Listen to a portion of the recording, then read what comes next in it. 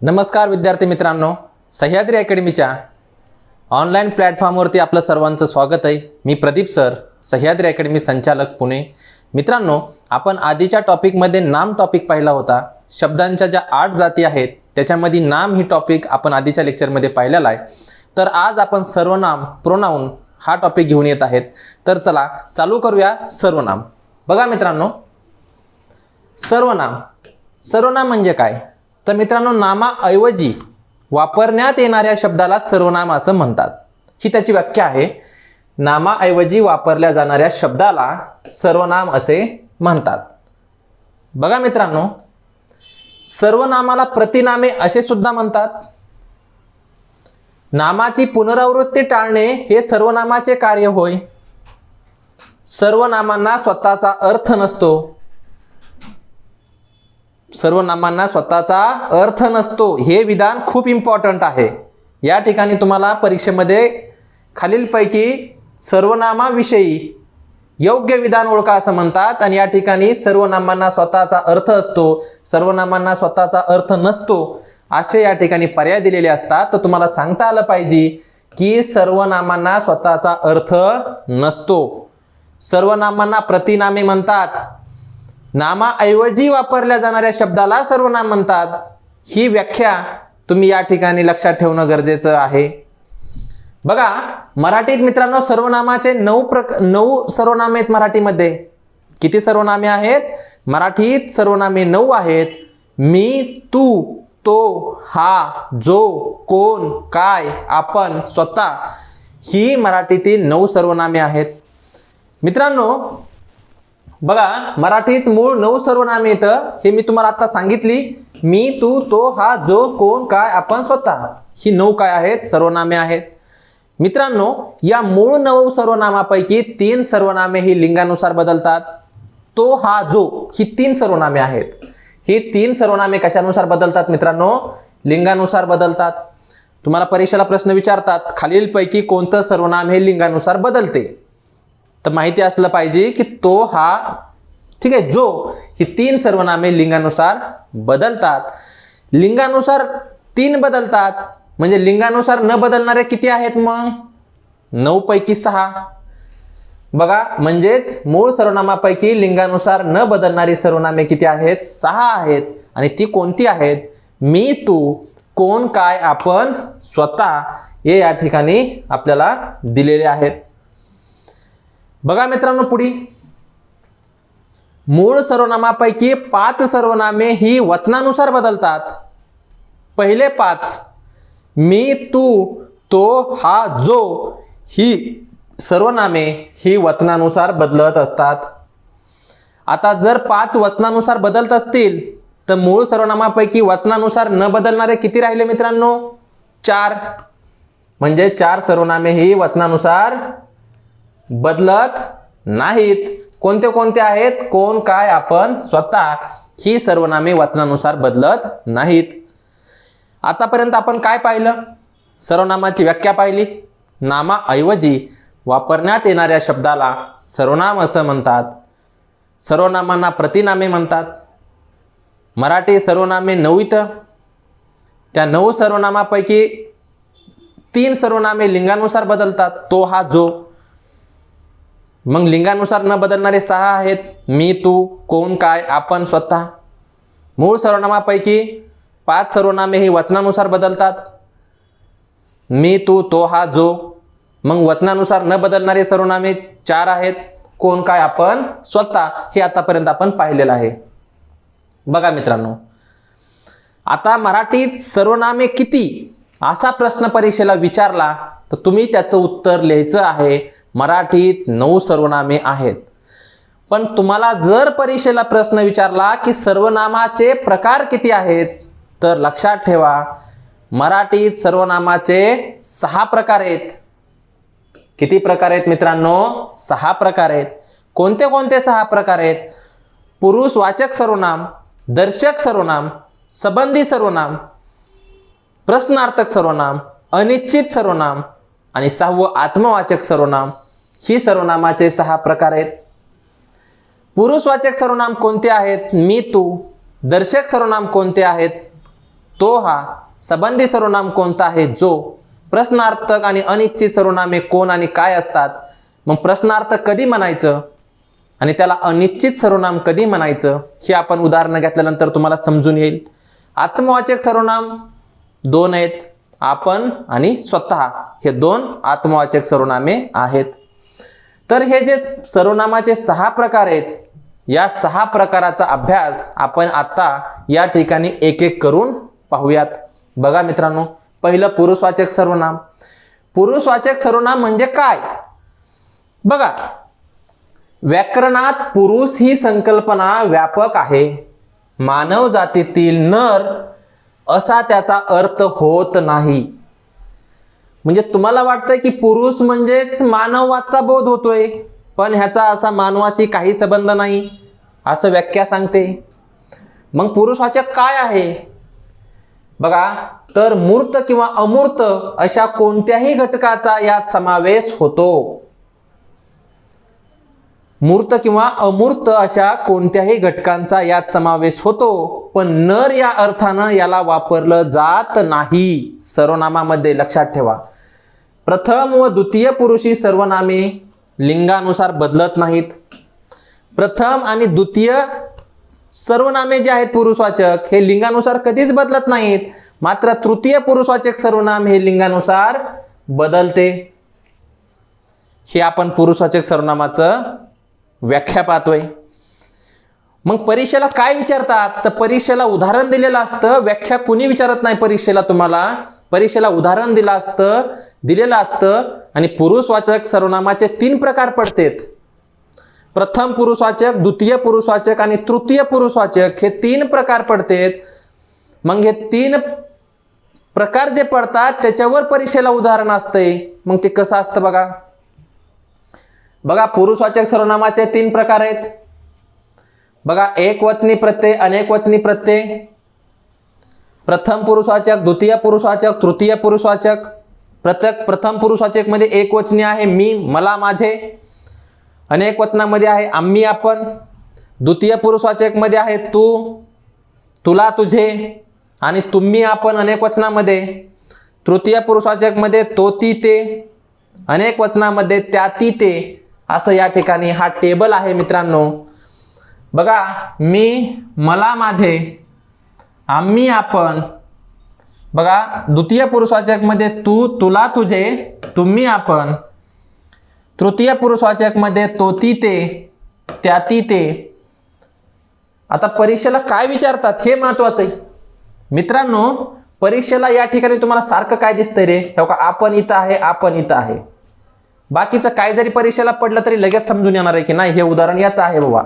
मी म्हटलं मी सिंहगड पाहिला, मी एकाच ठिकाणी, प्रथम पुरुषवाचक आहे ना.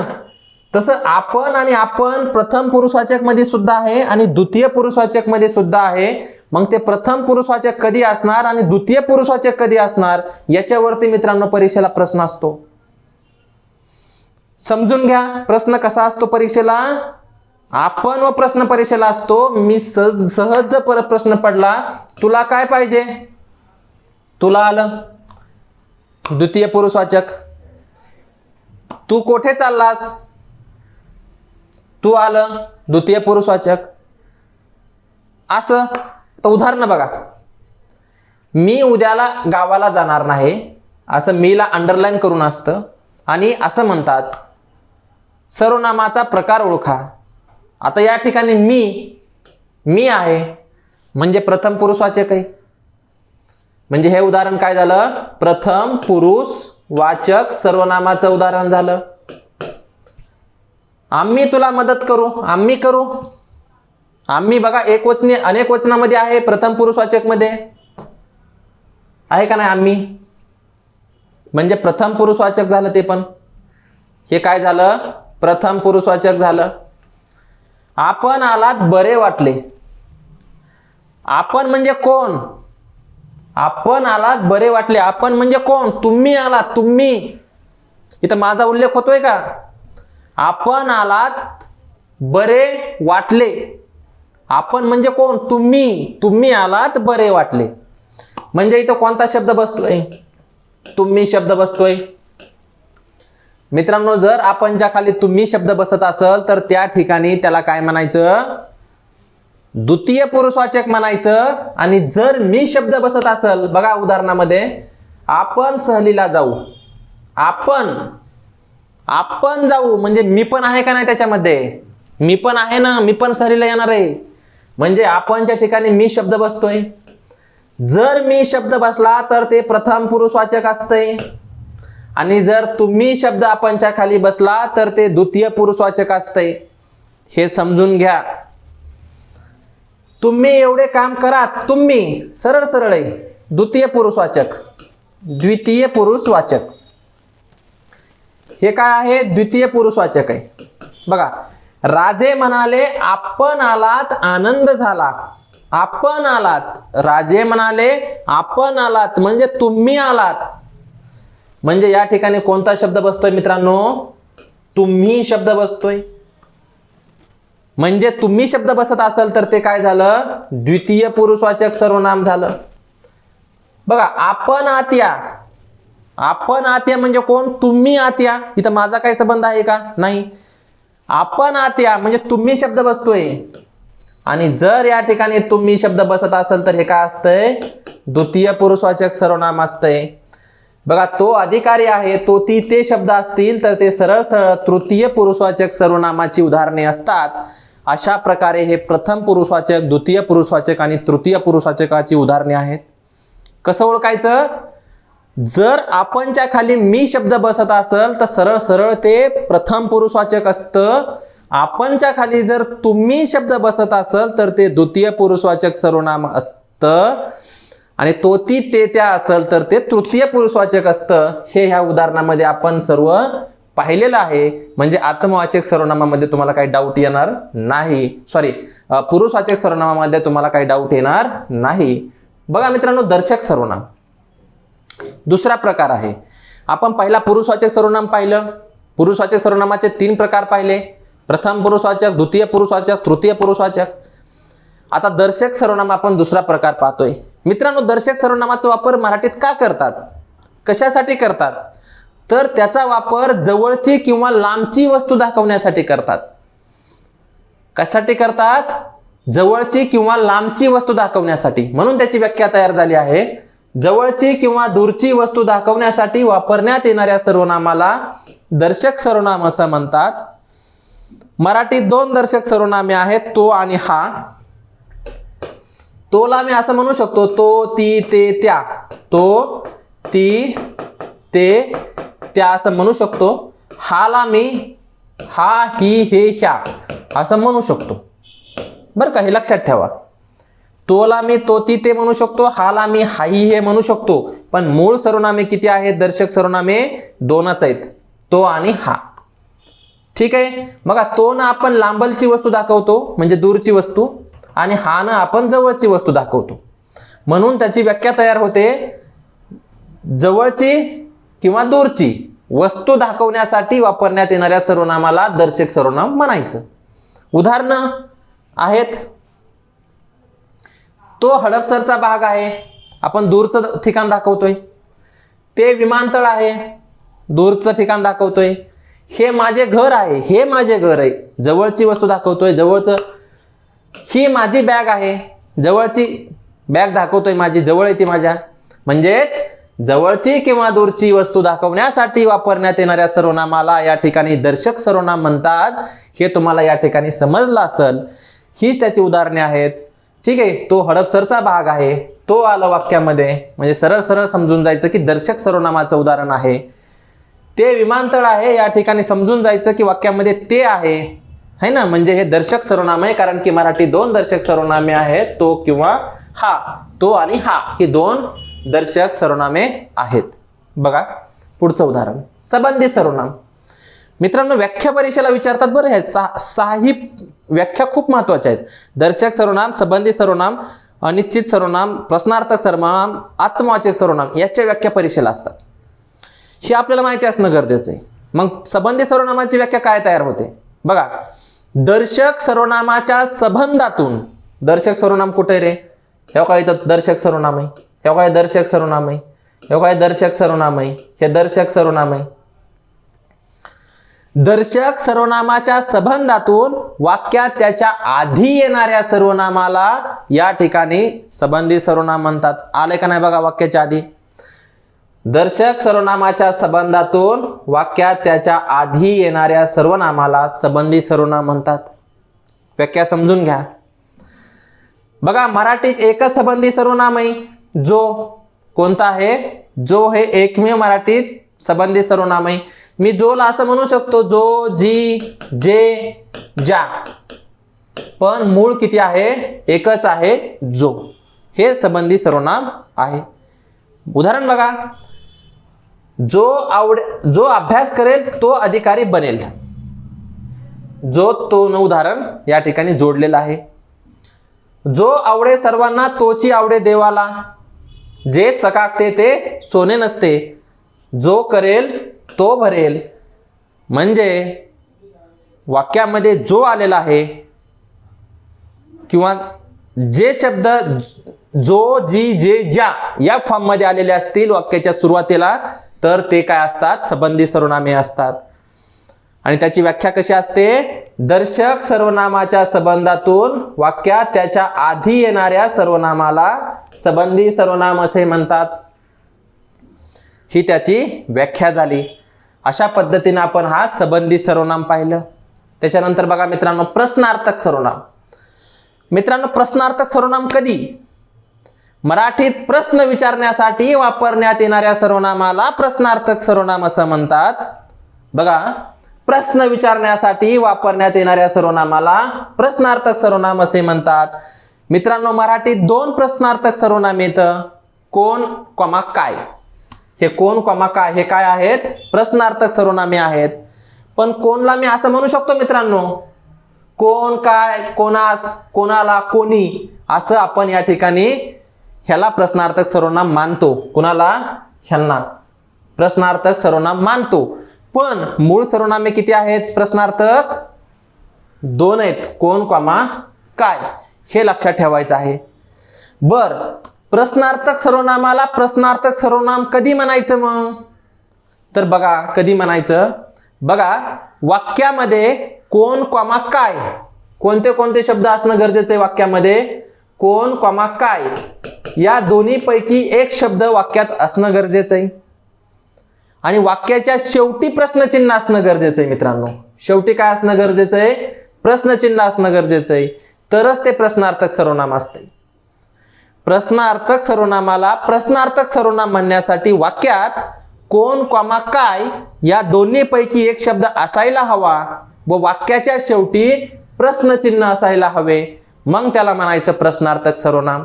उदाहरण बघा, वाक्यात कोणी आहे म्हणजे कोण आहे, वाक्याच्या शेवटी प्रश्नचिन्ह आहे म्हणजे प्रश्नार्थक सर्वनाम आहे.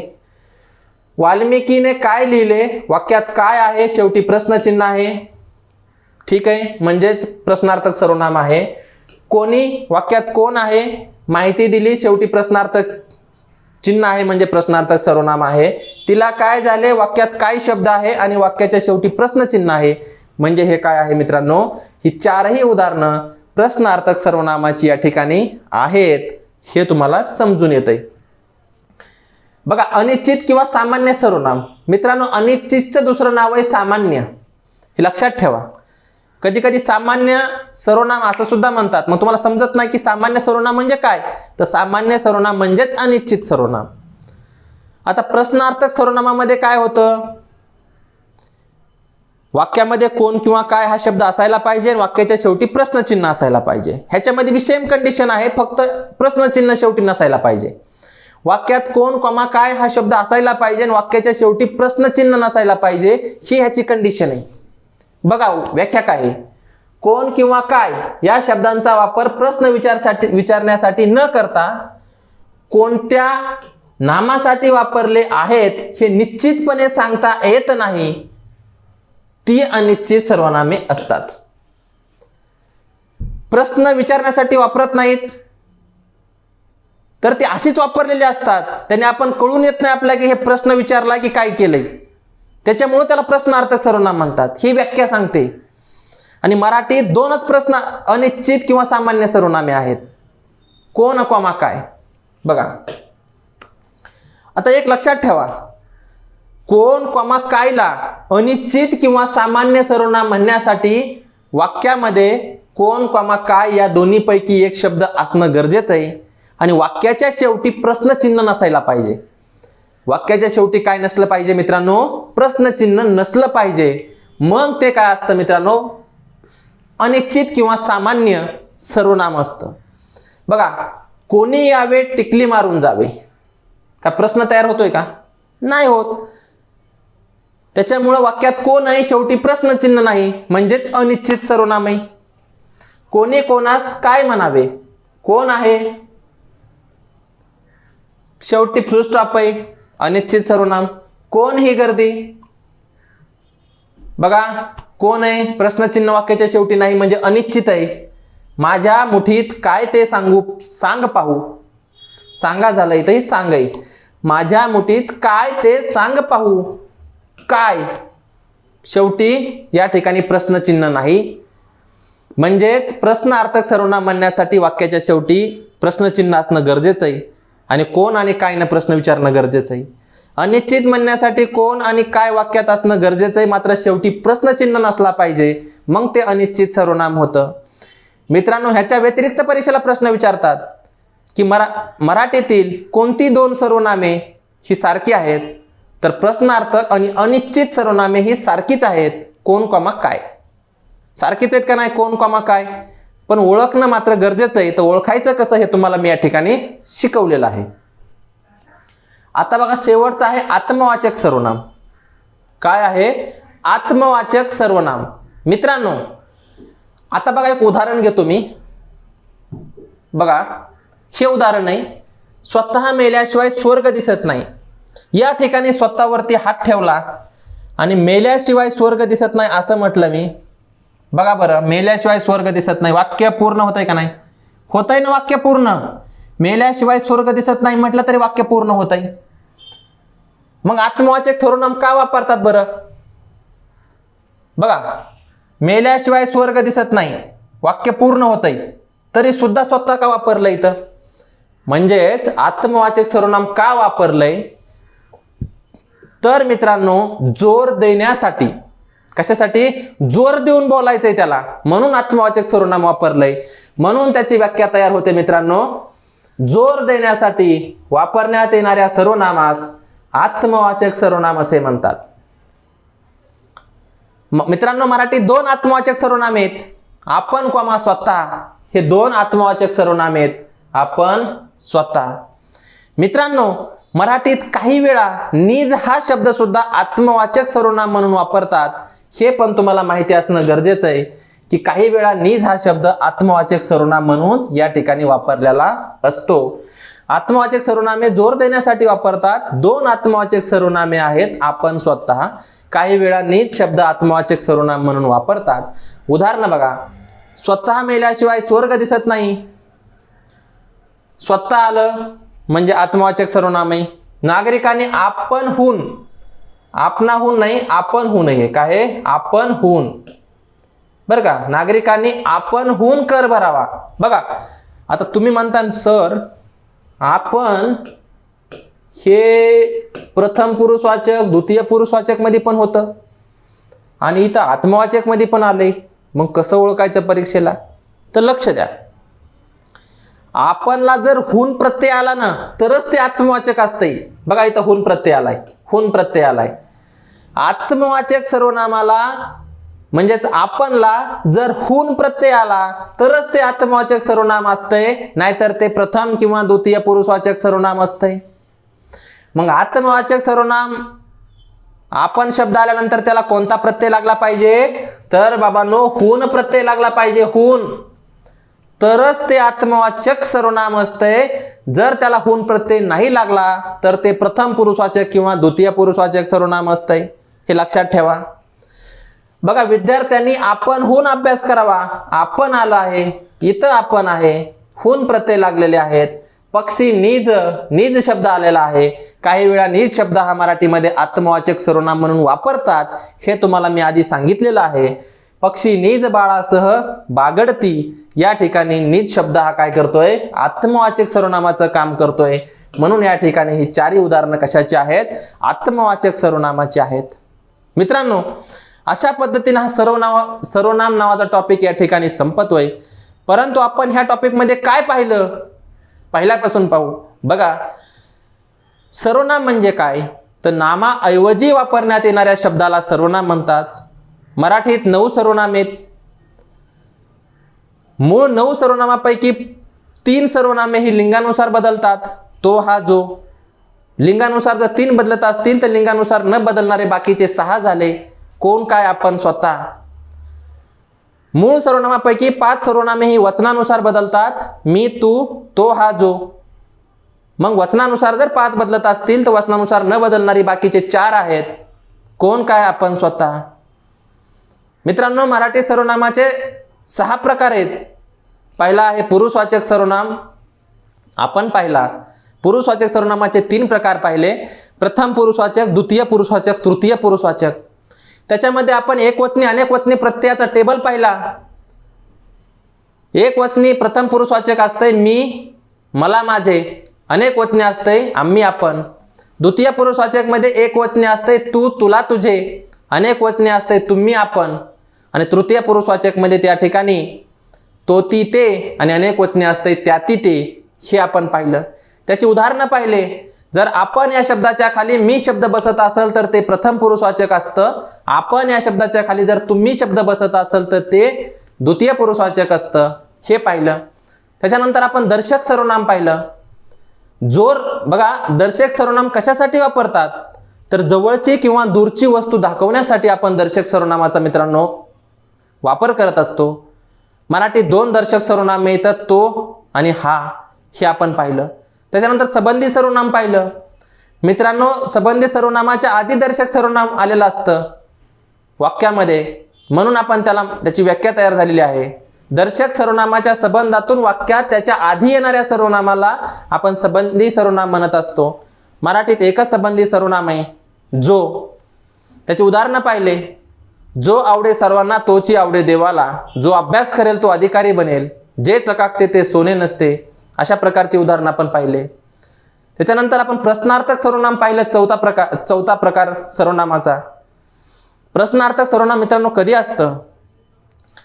तर प्रश्न विचारण्यासाठी वापरण्यात येणाऱ्या सर्वनामाला प्रश्नार्थक सर्वनाम म्हणतात. प्रश्नार्थक सर्वनाम म्हणण्यासाठी वाक्यामध्ये कोण, कॉमा, काय या दोन्हीपैकी एक शब्द असणं गरजेचं आहे आणि वाक्याच्या शेवटी प्रश्नचिन्ह असणं गरजेचं आहे. हे आपण त्या ठिकाणी पाहिलं.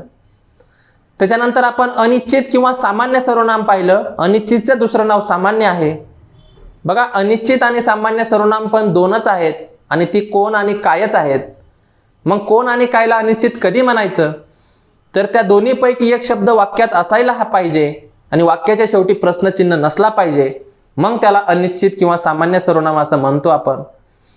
त्याच्यानंतर मित्रांनो आपण शेवटचं पाहिलं 6वा प्रकार सर्वनामाचा, आत्मवाचक सर्वनाम. मित्रांनो, जोर देण्यासाठी आत्मवाचक सर्वनामाचा वापर केला जातो. मराठीत 2 आत्मवाचक सर्वनामे आहेत, आपण, कॉमा, स्वतः. काही वेळा निज हा शब्द सुद्धा आत्मवाचक सर्वनाम म्हणून वापरला जातो. हे पण आपण पाहिलं.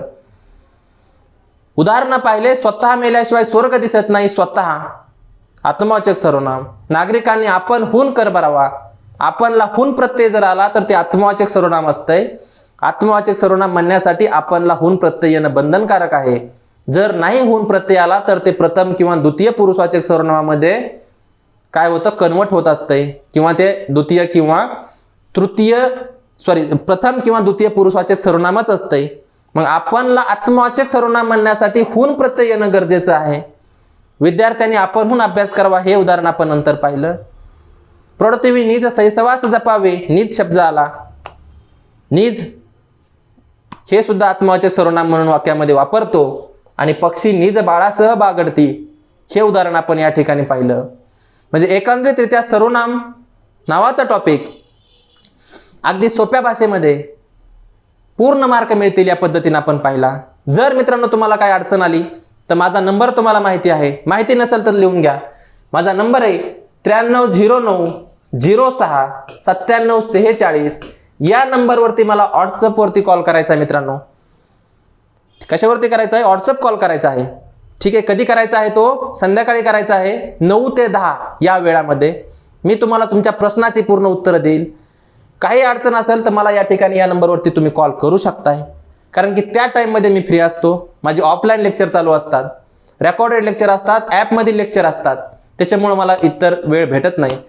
मात्र 9 ते 10 या वेळामध्ये तुमच्या प्रत्येक उत्तरासहित तुमचा प्रत्येक प्रश्नाचं उत्तर मी देण्याचा प्रामाणिकपणे प्रयत्न करेल.